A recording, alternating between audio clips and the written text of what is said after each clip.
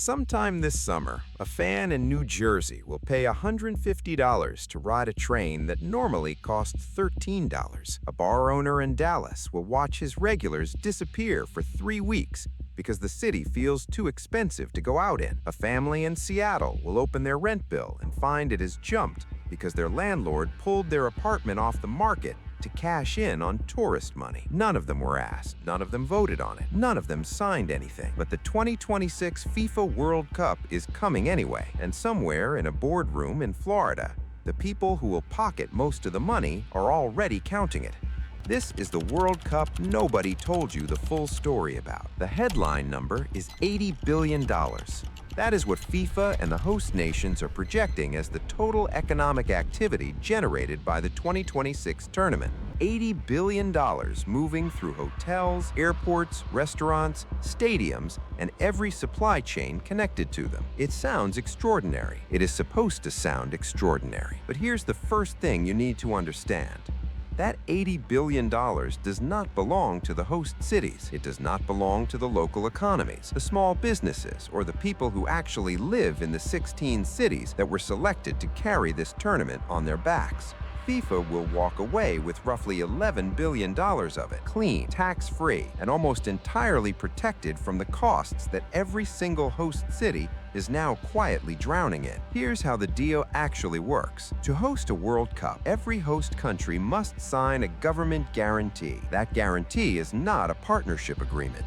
It's closer to a blank check. Inside it, the host country agrees to cover security, infrastructure, logistics, and transportation. They agree to suspend their own consumer protection laws in FIFA-designated zones. They agree to ban any business that competes with FIFA's official sponsors within a perimeter around every stadium. And they agree to give FIFA a tax exemption, not a discount, not a reduced rate, a full exemption. Mexico went furthest. They handed FIFA a complete national tax holiday for the entire duration of the tournament. Every transaction, every dollar of revenue, tax-free. The United States waived sales tax on every World Cup ticket sold across the country. Kansas City alone is projected to miss out on more than $11 million in tax revenue it would have collected from any other event of this size. Canada signed its own version of the same deal. 3 countries, 3 governments, 3 sets of taxpayers quietly subsidizing the most profitable sports organization on the planet. Now look at what FIFA is actually contributing to the cities hosting its tournament. MetLife Stadium in New Jersey will host the final. It will host 8 matches in total. Moving fans in and out of that stadium across those 8 matches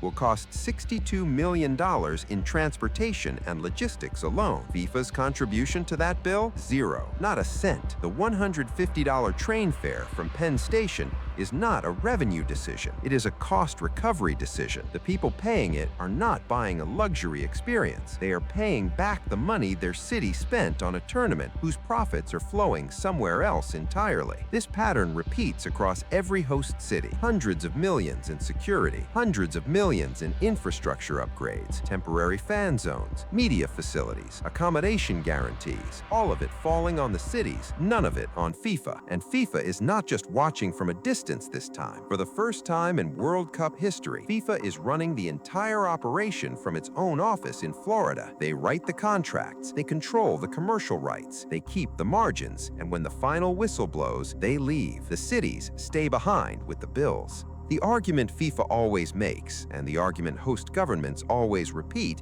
is the multiplier effect. The idea is simple. $1 a tourist spends at a hotel does not stop at the hotel. It moves. The hotel pays the housekeeper. The housekeeper pays the grocery store. The grocery store pays its staff.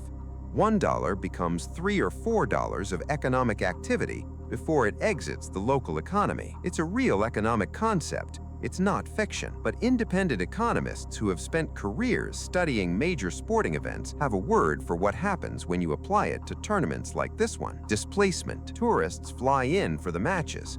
A roughly equal number of locals quietly leave. The regulars who would normally visit those cities push their trips back until the noise dies down. Businesses that don't sit inside the FIFA commercial zone see their foot traffic drop, not rise. The net result across tournament after tournament, across city after city, is not a windfall. It's closer to a wash. The money that arrives is largely offset by the money that leaves and the costs that stay. Boston looked at the numbers and killed its fan festival plans entirely. Seattle scaled back.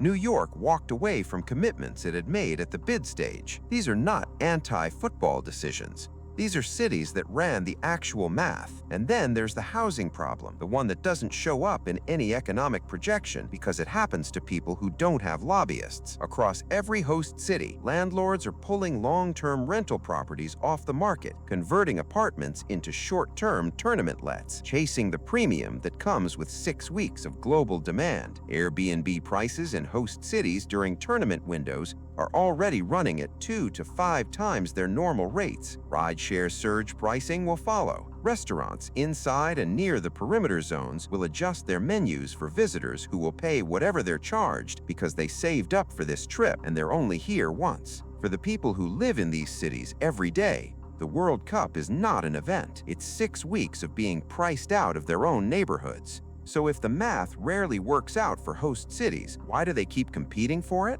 Part of the answer is soft power, the idea that 6 weeks of saturation global media coverage buys a kind of international visibility that no advertising budget can replicate. Germany used the 2006 World Cup to remake its global image. Qatar spent $44 billion using 2022 to put itself on the geopolitical map. For the United States, Canada, and Mexico, the calculation was different. 3 countries that spent the year before the bid announcement arguing over tariffs and trade walls decided jointly hosting the most watched sporting event in human history was worth more as a political statement than it cost as a financial arrangement. That may even be true, but it's a political calculation, not an economic one, and the people making it are not the people paying the $150 train fare. Here's what the $80 billion number never tells you. It doesn't tell you who carries the risk when the projections miss. It doesn't tell you which neighborhoods absorb the displacement costs. It doesn't tell you which residents lose their housing, which small businesses get locked out of FIFA commercial zone, which city governments will still be paying down tournament debt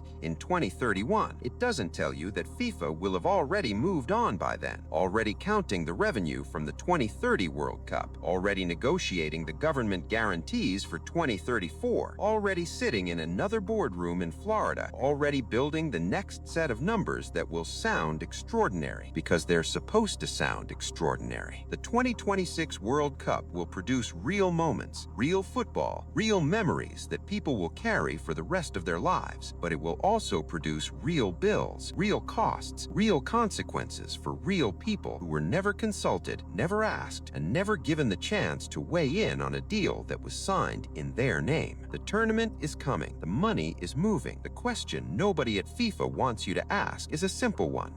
Moving to where exactly?